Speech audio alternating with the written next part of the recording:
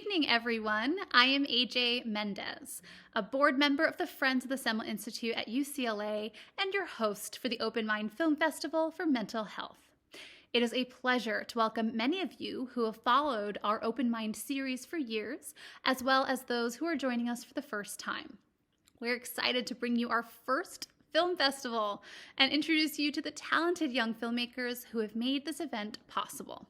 High school students throughout the country have sent us films highlighting their perspectives on mental health and the ways mental health issues impact them. They share their stories about coping with mental illness, as well as the impact of the isolation and fear that we have all lived with this past year. We look forward to having them join us in our mission to reduce the stigma of mental illness and open a conversation about issues that deeply impact teenagers. Our film festival committee viewed over 75 films, 9 of which were passed on to the judges for award consideration. The screening time for the films is 35 minutes. This will be followed by a conversation with some of the filmmakers hosted by Dr. Yalda Uls, founder of UCLA's Center for Scholars and Storytellers. Yalda spent 15 years as a film executive and went on to earn a PhD in developmental psychology at UCLA. She's the author of Media Moms and Digital Dads. We will conclude the festival with the presentation of awards. Our Best Picture winner will be awarded a one-on-one meeting with UCLA alumnus and Academy Award winner, Dustin Lance Black. Dustin Lance Black is a screenwriter, director, and producer. In 2008, he won the Academy Award for Best Original Screenplay for the film Milk. We know he will share valuable advice with our award-winning filmmaker. Now, before we begin the formal program, I wanted to take a minute to speak directly to the teenagers in our audience who have joined us for the first time. We are so impressed with all of you. You have created beautiful, impactful films and bravely shared stories that will help so many others feel less alone. Thank you.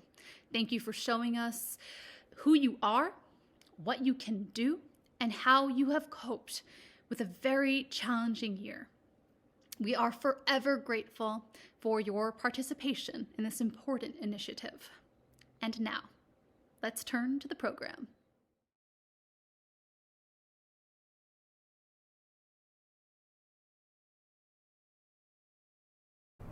Hi, my name's Riley Landau. I use she, her pronouns, and I'm in 11th grade at the Fieldston School in New York. My movie is about a moment in time, the time during COVID-19. There's so much to be concerned about, but this film shows how young kids can still thrive, but in a different way. It is important that we focus on what's really important in life. I hope thinking about COVID-19 through a different lens will change people's perspectives during this difficult time. Enjoy!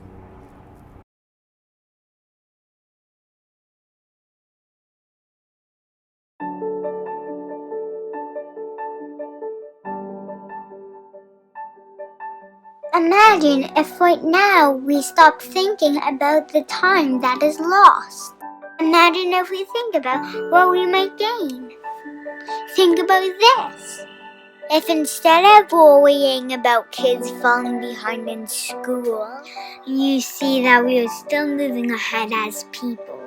We're becoming more caring, more creative, and more responsible. Imagine if we bond more with our siblings, with our parents, with our grandparents, and all the people we love. Imagine if we learn to love the earth, and that the best things in life are not things. Imagine if we learn the true meaning of want and need, how to create shopping lists, to cook, and to do laundry. Imagine if everyone learns to appreciate teachers, truck drivers, grocery workers, and how hard they work. Imagine we could learn that the real heroes are not in movies and comic books, but the real heroes are doctors and nurses. And that's what we dream of becoming. Imagine we become the closest generation because we were once kept apart. Imagine if we stop focusing on what is being lost and focus instead on what is being gained. Imagine.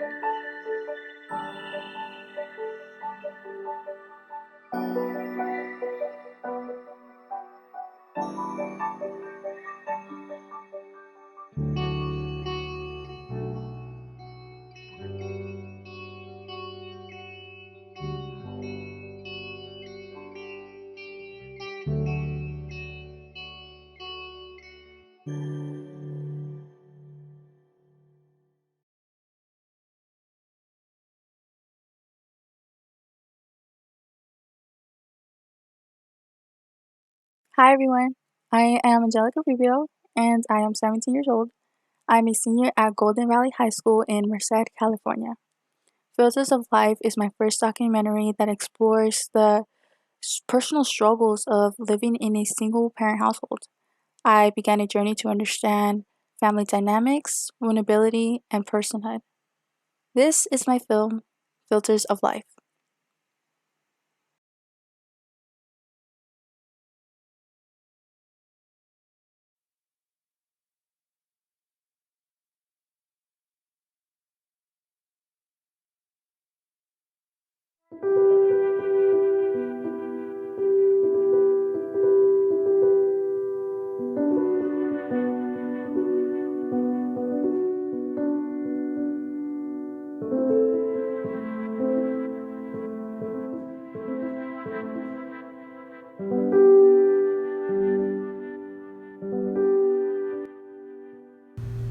I sleep in a room with my mom and sister. I share a house with another family. I can't communicate with my mom because she doesn't speak English, and I don't speak Spanish fluently. My mom and sister, both single mothers, work most of the day while I care for my sister's 3 kids. I close up because if I say one thing to one person, the entire family knows about it. There's no privacy, and every decision that I can make is already made for me. My mom sees everything. I can't sit up in my bunk bed, and I can't even get along with my younger sister. It isn't easy. I feel invisible most of the time, even at school. When I started making this film, I wanted to film other families. I saw how easy it was for them to get along together and hear each other out. They understand each other. They communicate with each other. It looked like they didn't have problems. It's harder for me. Being a teenager and the second youngest daughter to a mother of 6 in a cramped house is hard. When I saw those families, I felt happy. I felt included. But when I got home after filming, it made me question, what do families really look like?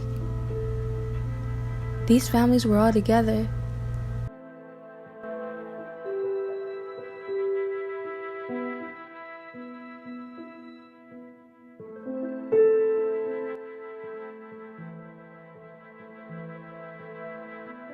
I don't want to be so closed, isolated.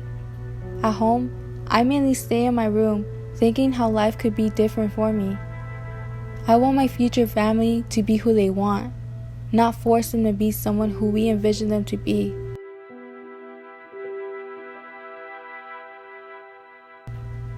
I want to be able to communicate with them about how they feel, because that's something my family doesn't practice. I want to work on being vulnerable and open.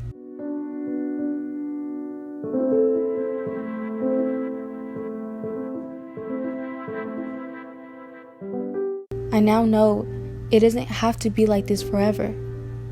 You can determine your future. You don't have to be forced or thought for. You have your own mind, and only you can determine what you want.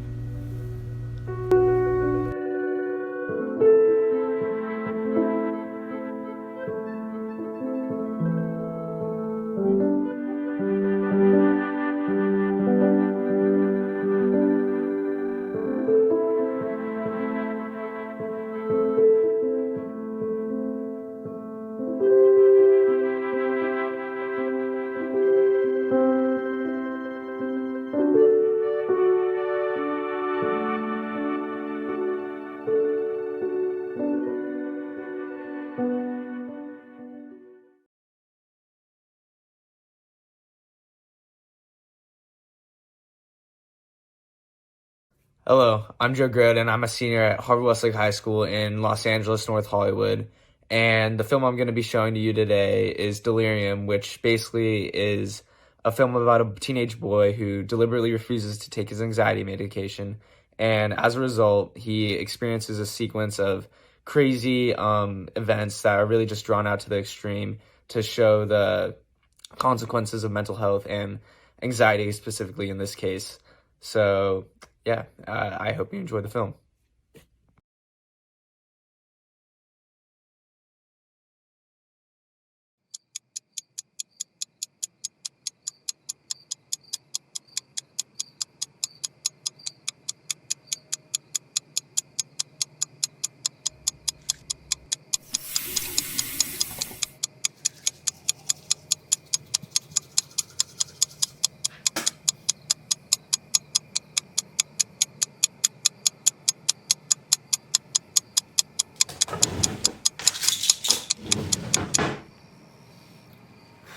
George, come down and take out the trash.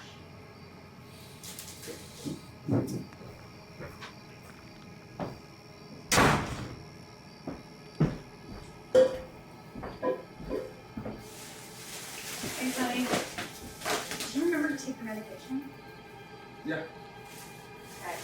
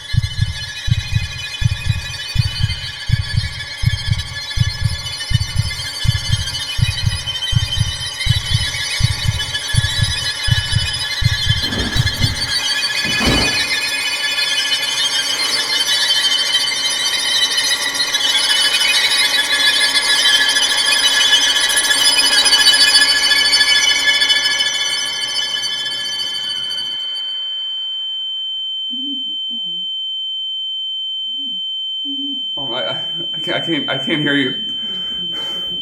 Mom. Mom. Mom.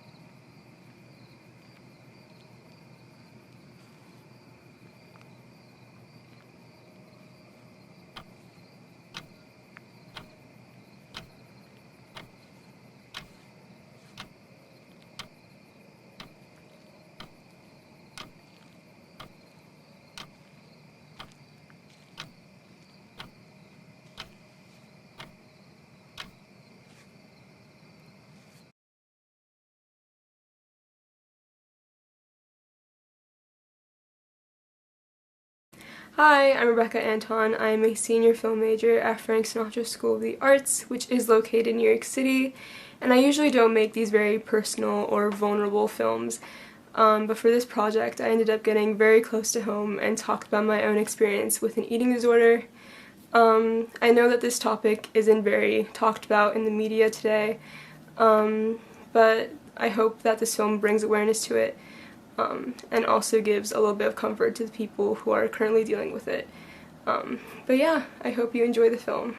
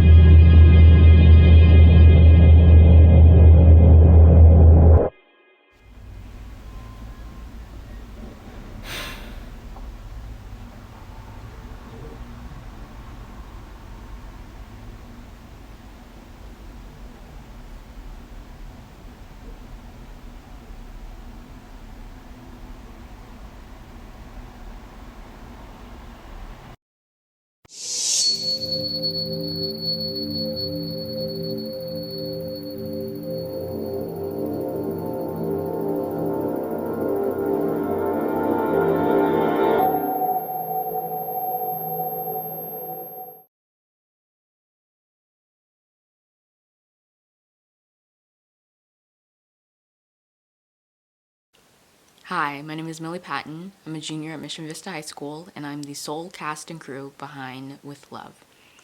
I wanted to capture a point in my life where I wasn't feeling my best, and I wanted to translate that into a positive, possibly relatable experience.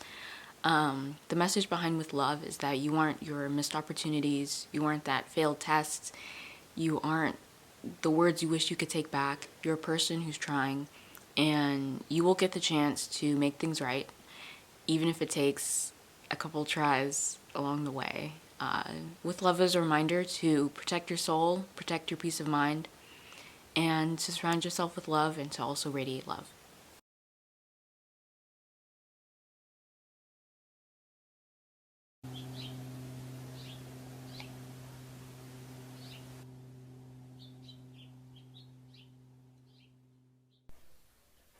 Dear, there are so many things that I want to say to you, but not enough time to get through it all. And also, maybe not enough words to express how I feel. I don't really know why. Something about feeling stuck, I suppose. The idea of multitasking by existing in other worlds virtually and trying to be present at the same time is too much for me. I've stopped texting back my family and friends, and writing this letter is my first form of communication to someone outside of my house. So please excuse everything. I'm trying my best. Recently, I've been seeing angel numbers constantly, experiencing heavy discomfort with old habits, and feeling extremely tired out of nowhere. Sometimes, I lay in bed all day. And I truly mean all day. Anyway, we got the word that the stay-at-home order is being lifted. And of course I'm excited, but is it possible that I don't think I'm ready? What do I feel like I should have been more productive? Or maybe I just don't want to be out in the world yet. I think I should have done more with my time. Maybe I was expecting some magical enlightenment or self-actualization to occur. Not that I'd want to be a god or a hero, just to change into a tree, grow for ages and to not hurt anyone. Maybe I could have learned to detach my self-worth from my productivity. Sometimes all I can do is exist, and that should be enough. But I have learned that 2020 was my most transformative year yet. While it hasn't always been kind to me, it has provided me with an opportunity to grow and heal. One thing it taught me in particular is to take action whenever you feel something is not right, and to never be afraid of the future anymore, and never doubt yourself. We truly don't know what the future holds for us, so we should appreciate every moment, and with our loved ones, and accept the possibility that this may not last forever, and it's okay. P.S. Let me stay tender-hearted despite. I hope to hear from you soon. Yours sincerely, no wait. With love, Millie.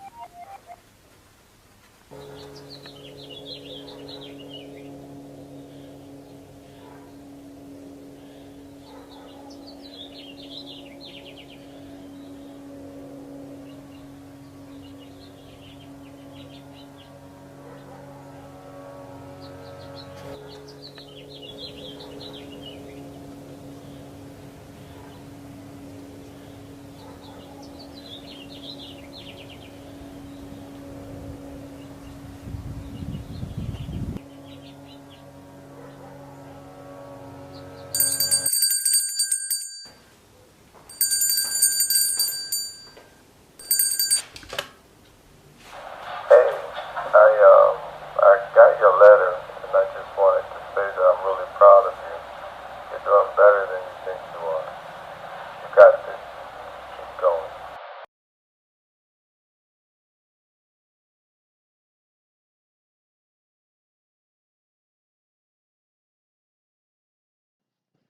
Hi, my name is Gabriella Sue, and I'm a senior at Colleyville Heritage High School in Colleyville, Texas. My short film, Keep Breathing, is about a suicidal dancer who is bagged down by her failures, societal pressures, and her own expectations. However, she finds strength not in her success or achievements, but rather in the beautiful and powerful, inspiring beauty of nature. She learns that she matters because she breathes, because she chooses to breathe, and because she keeps on breathing and trying. I hope you enjoy my film.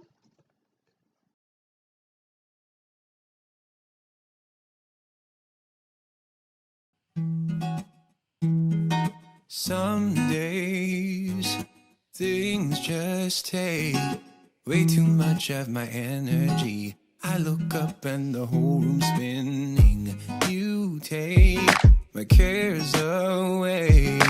I can so overcomplicate. People tell me to medicate. Feel my blood running. Swear the sky's falling. How do I know this shit's fabricated? Time goes by and I can't control my mind. Don't know what else to try, but you tell me every time. Just keep breathing and breathing and breathing and breathing. I know I gotta keep on breathing. Just keep breathing and breathing and breathing and breathing. I know I gotta keep on breathing.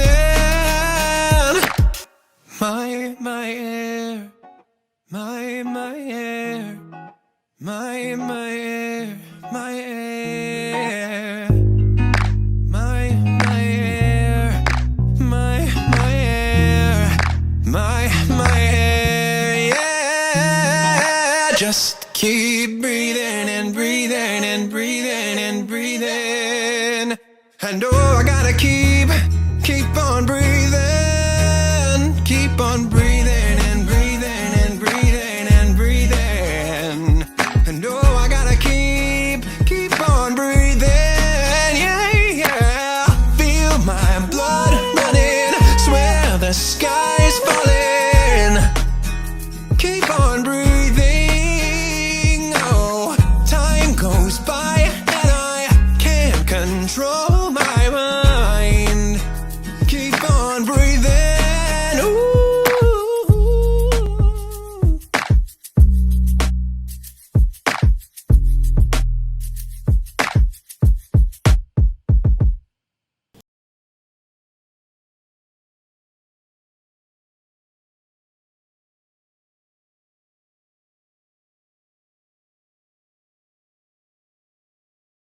Keep breathing and breathing and breathing and breathing. And oh, I gotta keep on breathing, keep on breathing and breathing and breathing and breathing. And oh, I gotta keep on breathing, yeah. Feel my blood running, swear the sky's falling.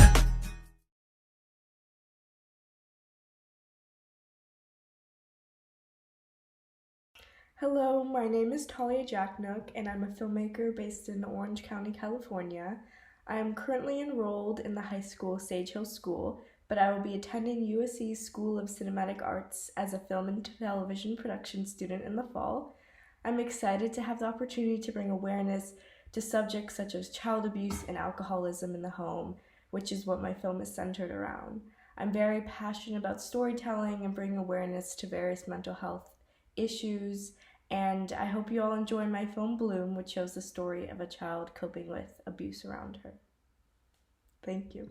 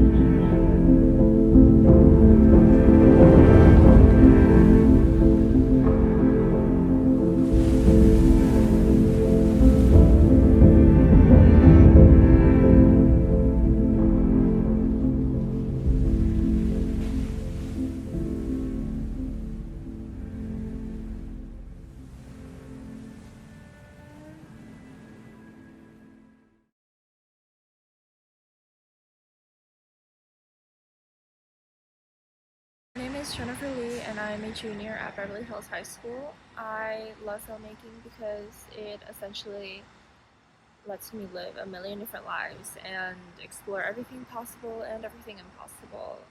It's also a really great way for me to open up and explore my emotions, which is what you'll see in my short film.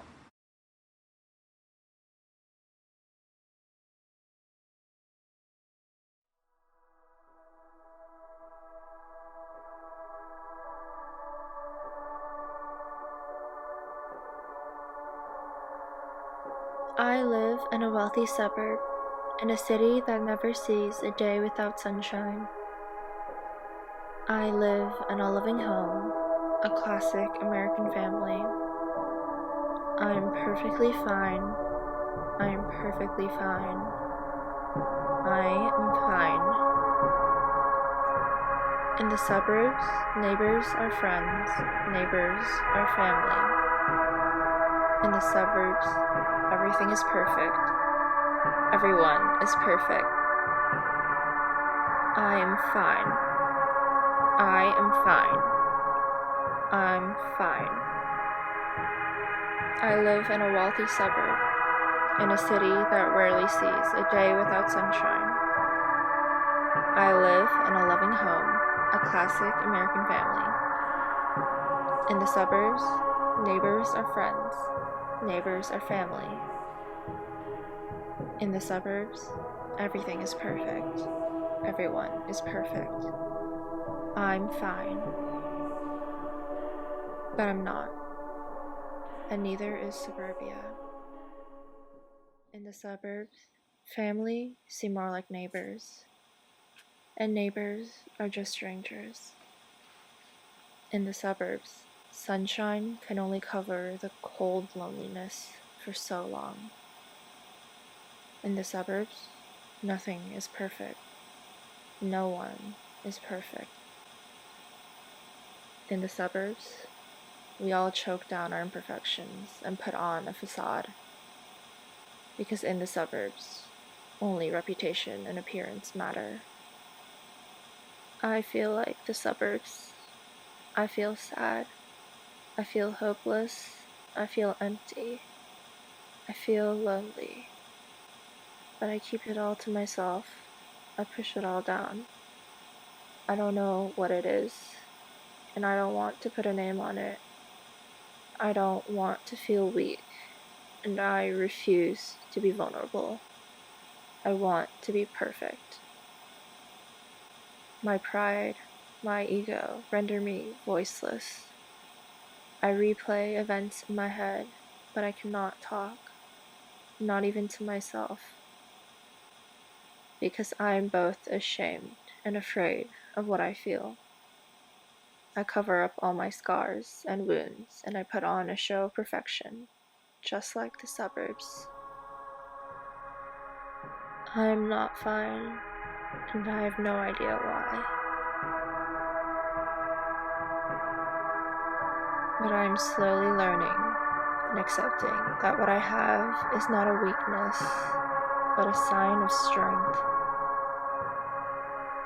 I force myself to slowly open up and be vulnerable, at least to myself, to admit to my imperfections and accept that needing help is okay. I am not fine. And that is okay. Because even in suburbia, life isn't perfect.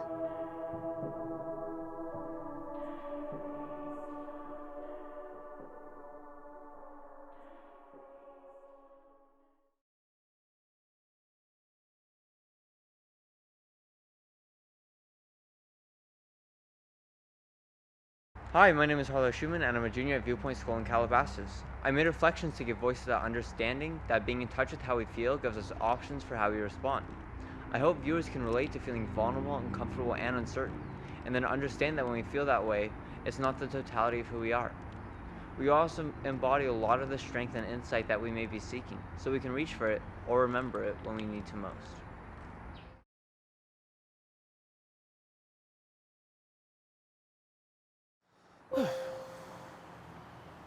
I keep making mistakes. I'm so stressed out. There's so much pressure on me. I feel hopeless. I feel afraid. I feel alone. I'm confused. And that's part of life. But not all of it. These feelings are real and true. But other aspects live in me too. I can feel strength, even when I'm in doubt. I can feel resilient. Even if I'm stuck. I can feel supported. Even when I'm lost. I can feel hope, even if I'm uncertain. And even when I know there's a bigger picture, it's still okay to say, it hurts. I hate this. I don't want this. This is the human experience. And it's a rite of passage in life. It only takes a moment to remember. That being alive means I can see. I can breathe. I can hear. I can feel. I can smell. I can taste. These are the gifts of life. My life. And your life. Whether we're up or down. Emotions don't define us. They can guide us. As long as we allow them. We may not always understand. And that's why we have each other. And that's why we have each other. And that's why we have each other. And that's why we have each other. That's why we have each other. And that's why we have each other.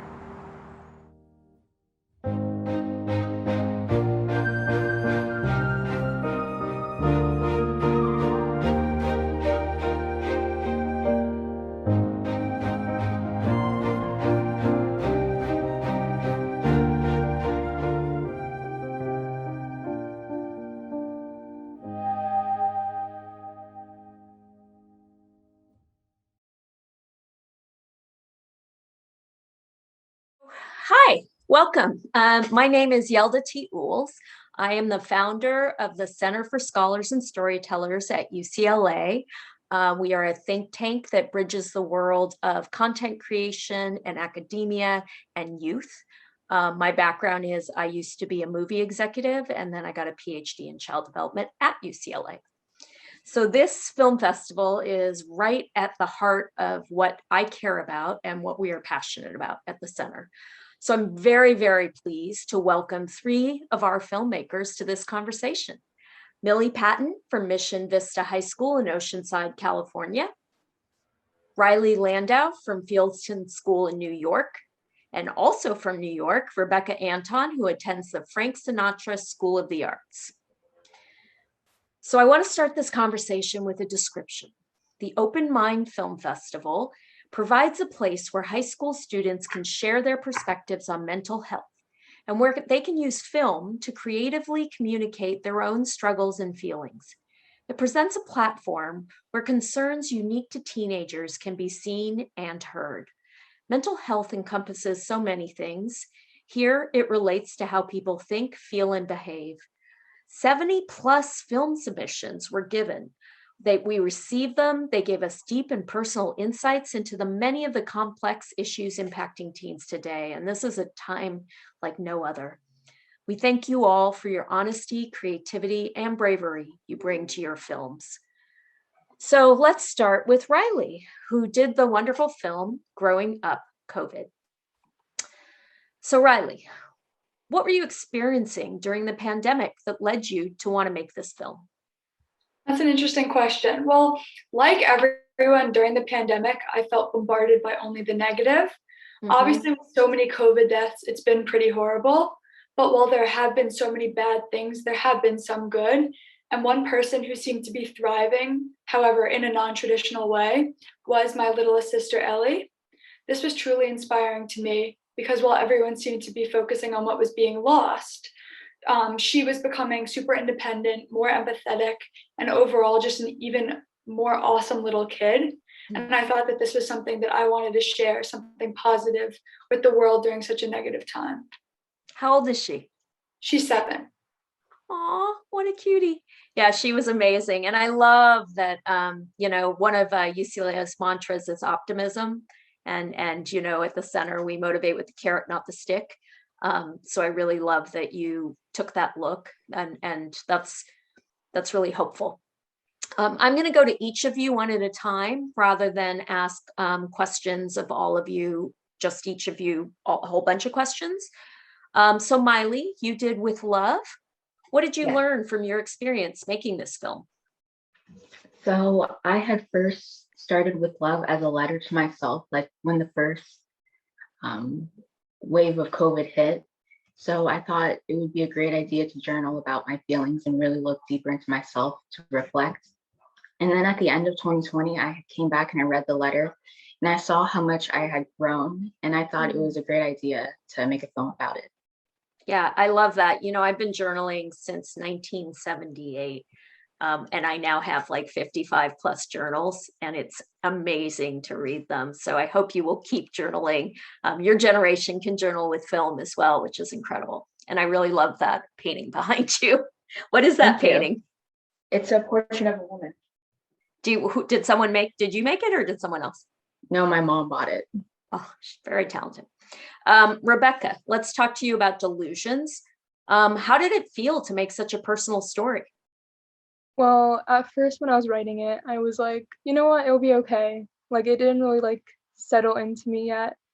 But then once I finished filming it and then I brought it to Premiere Pro, I was like, oh my God, why am I doing this? I was really scared. I was terrified of what others would think because obviously eating disorders don't really have the greatest basically outlook in public. People kind of judge it or they don't really understand it, so they're quick to judge it. So I was very scared that people would basically go against me or just hate it. But obviously I was wrong and I was overthinking about it. But yeah, I didn't really know what to expect, honestly. I didn't really know how to feel because it was something very new to me because I never expected myself to make something like this. Yeah, that was incredibly brave. Do you know the movie Thin? Have you ever heard of that? It's on HBO. It's a documentary. I've heard of it, but I've never watched it. You might want to watch it, see how it resonates with you. How old are you? I'm 18. 18. Okay. Let's go back to Riley. Well, you already told us how you decided to have your sister be the narrator. How have people been responding to your film? And tell me how old you are too. Oh, well, I'm 17. People have been responding in a super positive way. The film, originally, I made it and I shared it with my family and a few of my friends, and then people just kept resharing it. And now I think it was on ABC News. Wow. But also from Facebook and Instagram, a lot of people viewed it. So then I think about 35,000 people have seen it. And the fact that I've been able to make 35,000 people smile, hopefully, and think in a more positive way, which was my original goal, that's super meaningful to me. And I'm super happy. What's that John Krasinski channel that he did? The guy from The Office? something good news. Good news. Anyway, it needs to be on that. What grade are you in? I'm in 11th grade. Amazing. You guys are really amazing and proactive. So Miley, you indicate a positive, strong message at the end with love. What's the takeaway you want your viewers to have? That no matter how hard things seem right now, that those things are all temporary, and that you should always have like a positive outlook on life, because you're going to end up there. Okay, that's true. And how old are you? I'm 17. So are you in 11th grade too? Yes. And how did you decide to make a movie? Like, what was are you in a class? Like, was it just completely you did it on your own? I did it all on my own, and I wanted to make a film out of it because I've always kind of wanted to be a filmmaker. And I do have a background in like photography and stuff, so it's kind of connected. I love photography. I did that in high school. So Rebecca, so it sounds like maybe you shared this film with your peers prior to this evening. How did they respond? Well, I remember I first pitched the idea because I go to like an arts high school and we have a film class. So pitching the idea, people didn't really know how to respond. But once I did show them like the first rough cut, a couple of people like DM'd me or texted me and they're like, oh my God, like that was so good, like good for you. So they did not judge me like I expected them to. They're really sweet about it and they really encouraged me through the final film. Are you a senior? Yeah. Do you know where you're going next year? I so far committed to Pratt. So we'll see. Wow, amazing. Thank Great, you. Congratulations. Okay, Riley, well, why did you choose, there's obviously so many choices one can make, and each of you had such interesting cinematic choices. Why did you choose, Riley, black and white film? Well, I chose to make the film in black and white because I thought it would be ideal to get people to be more self-reflective. I was hoping that the black and white would have people thinking more about their own positive experiences and less about their own negative experiences during the pandemic. So you think that color palette lent a sort of more optimistic outlook? Yes, and more reflective. And have you taken film classes, or did you just do this on your own, or yeah? This film wasn't for like a specific assignment in my film class. This was more on my own, but I have been taking film in school since I was in 8th grade. And if you had one thing you wanted to tell filmmakers out there about teenagers and mental health, what would it be? I would say be authentic and be yourself. And like Rebecca said, like it's definitely scary to share your story, but it's really worth it in the end.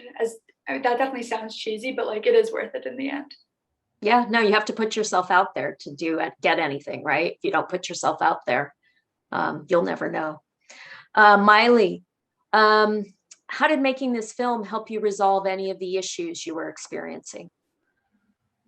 It helped me resolve it in a way that I could reflect and look back, because I felt emotions that I forgot about. So it helped seeing how much I grew by like my own judgment.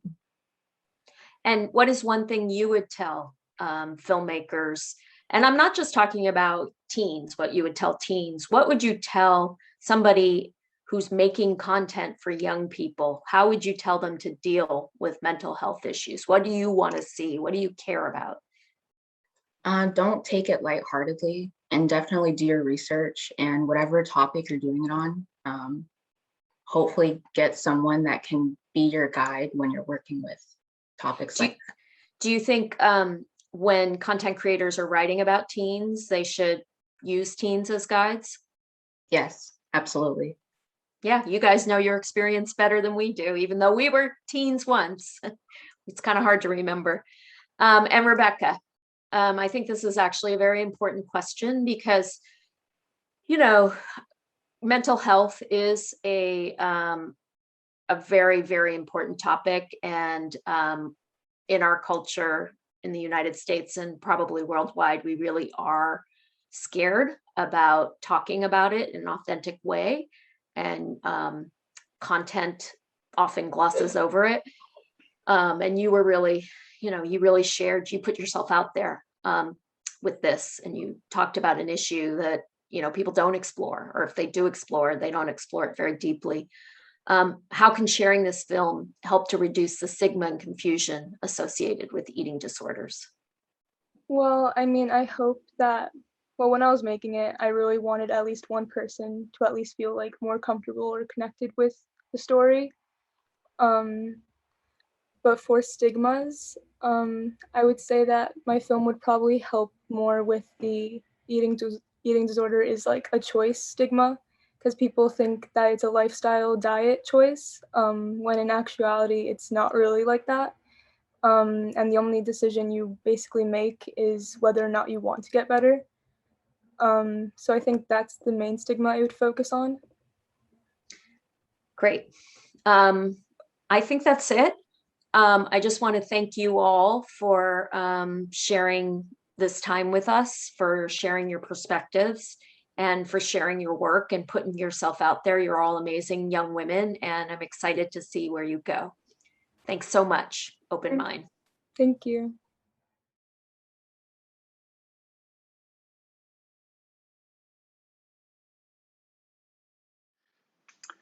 Hi, everybody. I'm Dr. Robert Bilder, a member of the Faculty Advisory Board for the Friends of the Semel Institute and one of the lucky judges for the film festival.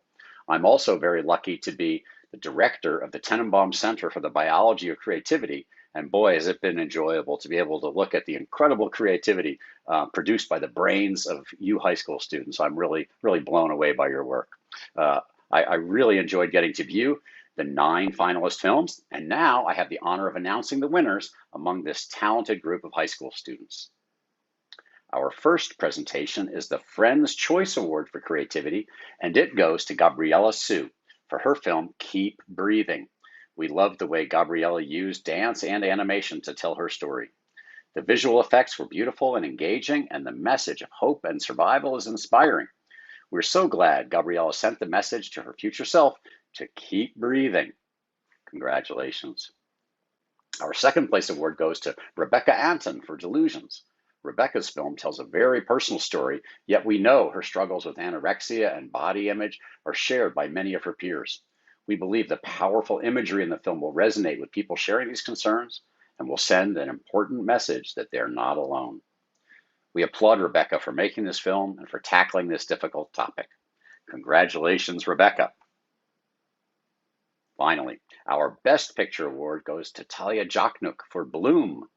Talia's story of alcoholism and abuse was beautifully told. The scene with the young girl enjoying a momentary escape at the beach is almost ethereal, and the fear she feels as the man menacingly climbs the stairs is palpable. Brava! It's a wonderful film, and I'm thrilled to present Talia with our Best Picture award. Her first place prize is a one-on-one session with Dustin Lance Black, Academy Award winner for Best Original Screenplay for the film Milk. Talia is off to USC Film School in the fall, and we look forward to seeing more of her work in the future. Congratulations, Talia. We thank our 3 winners and all the filmmakers that submitted their work to this inaugural festival. And now, let me turn it over to AJ to wrap up the evening. What a wonderful evening this has been. Thank you to all of you who have attended our first Open Mind Film Festival. We hope you have enjoyed the program and gained insight into many aspects of mental health as seen through the eyes and experiences of high school students. And special thanks to the many creative young people from across the country who tapped into their feelings, displayed vulnerabilities, and showed us the power of film to raise awareness and promote change. In the fall, we will post the dates and details for our second annual film festival. In 2022, we will showcase the works of another group of talented and thoughtful teens willing to share their personal perspectives on mental health through the medium of film. Throughout this year, we will continue our regular Open Mind film and lecture series, the schedule of which you can view on our website, friendsofsemelinstitute.org. We hope that you will find other programs of interest and become a regular at all of our events. Tonight's entire program will be available for viewing on our website beginning tomorrow afternoon. Thank you again for joining us, and have a wonderful night.